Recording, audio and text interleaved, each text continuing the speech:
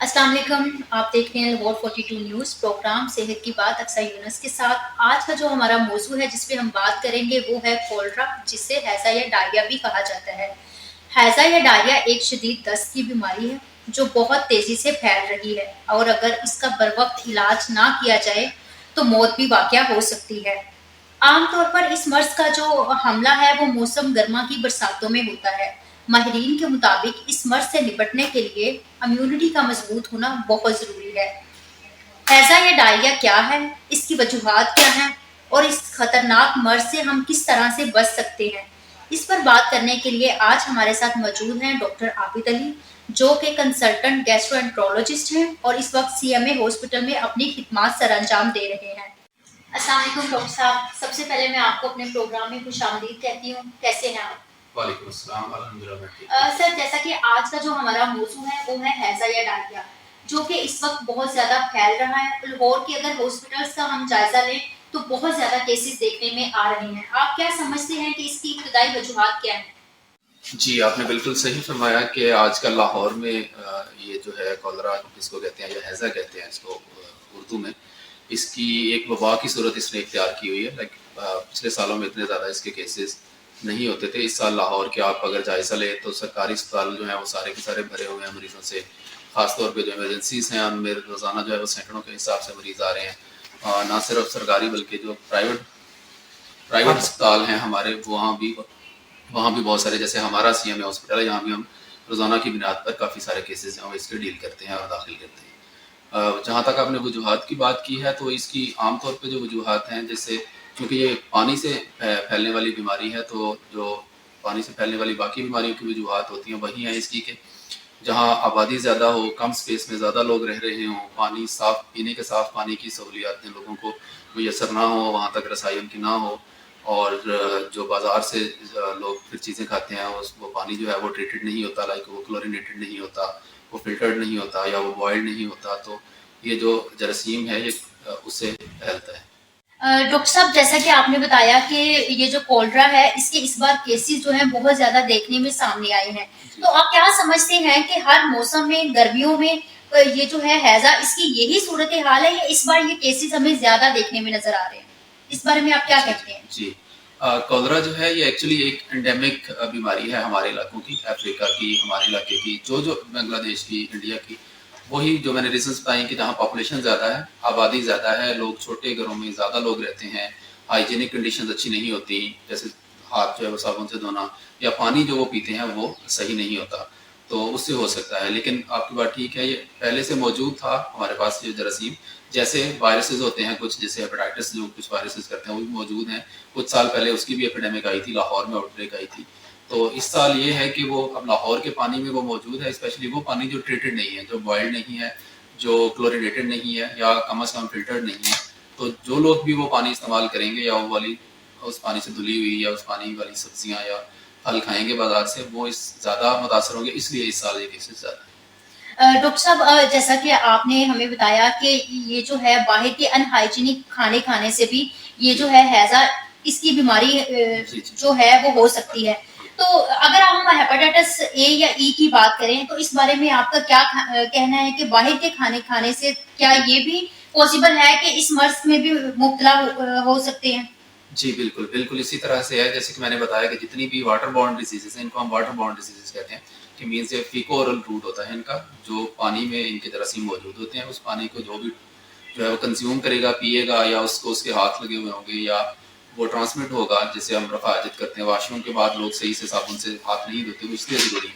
उसके हाथ किसी और को टच करेंगे और वो उस चीज़ को खाएगा, तो वो इस तरह ट्रांसमिट होते हैं ये सारे। तो इसमें कॉलरा शामिल है, वायरस की जो हेपेटाइटिस है, वायरल हेपेटाइटिस हम कहते हैं, ए और ई वाले, वो इसमें शामिल हैं, और इवन इसमें जो बाकी हैज़े की जो दस्त लगने की या मोशन लगने की बीमारियां हैं, जिसमें वायरसेस भी हैं, नोरो वायरस है, रोटा वायरस है, बच्चों में ज़्यादा जो करता है डायरिया, और साल्मोनेला है जिससे टाइफाइड भी होता है और उससे एक तरह का हैज़ा भी होता है। ये सारे जो हैं वो इससे फैल सकते हैं। तो सर, आप क्या समझते हैं कि इसकी जो इब्तदाई इलामात हैं, एक इंसान है अगर उसको लाइक कि उसको दस्त का मसला है या इस तरह के मसले मसाइल हैं, तो कब ये चीज़ होगी कि उसको हैज़ा या डायरिया की तरफ जा रहे हैं और कब उनको अस्पताल में आके अपना इलाज करवाना चाहिए?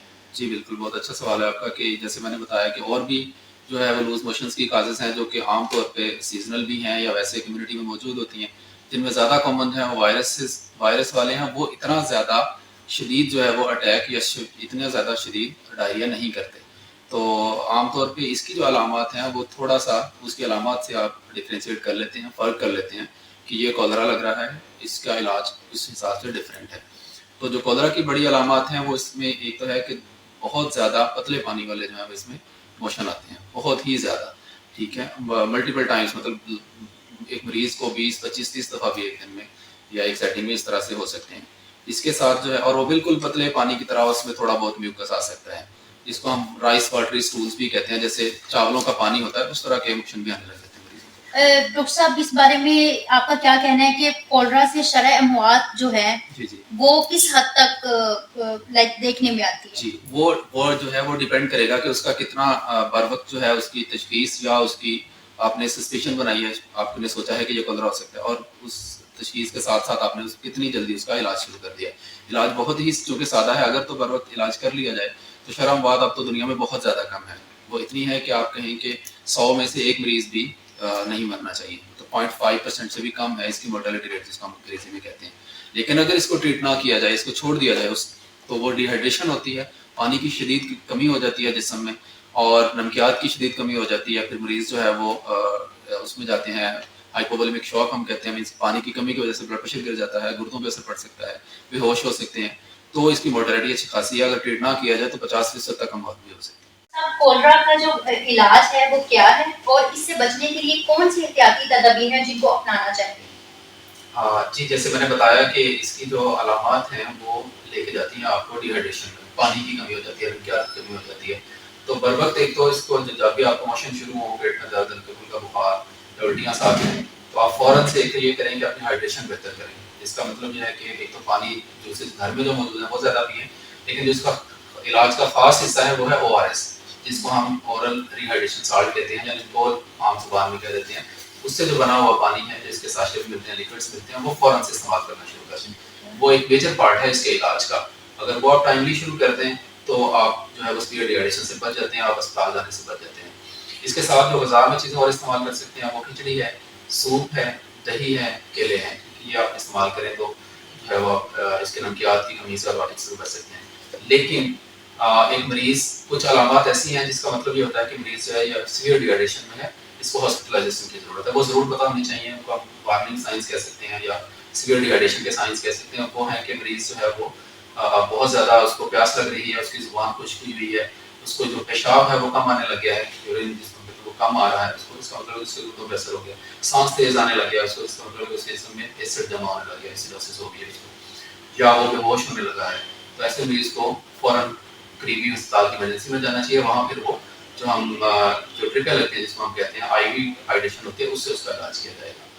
جی تو سمری اس کی یہی بنتی ہے، جو ٹیک ہوم میسج ہے وہ یہی ہے کہ اس سے بچاؤ جو ہے وہ بہترین علاج ہے. جیسے عام ایک جو ہے وہ فریز بھی ہے کہ prevention is the best cure.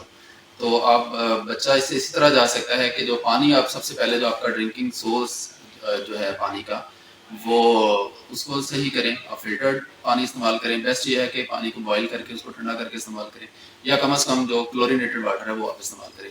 Plus جو بازار کی چیزیں ہیں، لائک جو بازار سے سبزیاں آپ کھاتے ہیں، دہی بلے کھاتے ہیں، جوسز پیتے ہیں، ان سے بچا جائے. اس سے آپ نہ صرف کولرا سے بچیں گے بلکہ جو باقی اس طرح کی بیماریاں ہیں جو کہ واٹر بورن ہے، وہ سب سے محفوظ ہو جائیں گے. ڈاکٹر صاحب آپ سے ایک میں سوال پوچھنا چاہوں گی. جیسے کہ ایک مت بھی بہت مشہور ہے کہ نلکے کے اوپر اگر ہم ململ کا کپڑا بھی لگا دیا جائے تو اس سے بھی ہم جو ہے صاف پانی حاصل کر سکتے ہیں.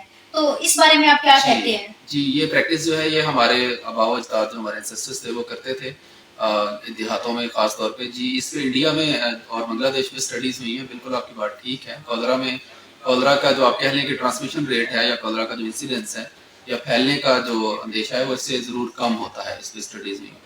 تو وہ جو جس کو ہم شاید سوتی کپڑا کہتے ہیں یا ململ کا کپڑا کہتے ہیں، اس سے اگر پانی کو فلٹر کیا جائے تو اس سے ضرور فرق پڑتا ہے. لیکن اب تو چونکہ ایڈ سے بھی ایڈوانس اچھے سادہ طریقے جو ہیں وہ موجود ہیں، جیسے فلٹریشن ہے، کلورینیشن ہے، یا بوائل کر سکتے ہیں واٹر، تو وہ زیادہ بہتر ہے استعمال کرنے سے. Thank you so much doctor Abid for your time. जी, डॉक्टर आबिद अली हमारे साथ इस वक्त मौजूद थे, जिन्होंने हमें कोलरा के ऊपर काफ़ी इंफॉर्मेशन प्रोवाइड की कि हम किस तरह से बच सकते हैं और इसका होम रेमेडीज भी करके हम इसको किस तरह से हम महफूज रह सकते हैं। इस तरह की मजीद इंफॉर्मेटिव वीडियोस देखने के लिए हमारे चैनल को लाइक करें, सब्सक्राइब करें और शेयर करें। Thank you so much.